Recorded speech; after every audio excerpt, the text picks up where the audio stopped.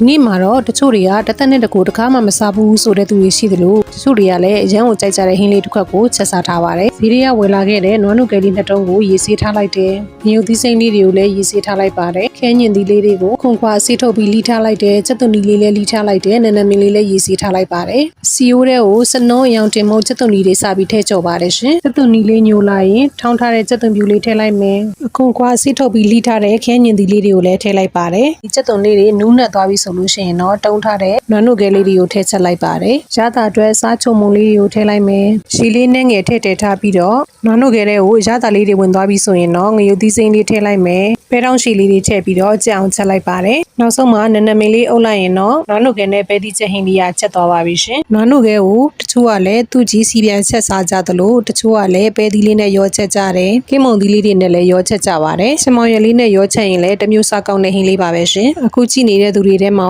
နွားနုကယ်ကြိုက်တဲ့လူတွေရှိကြလားရှင်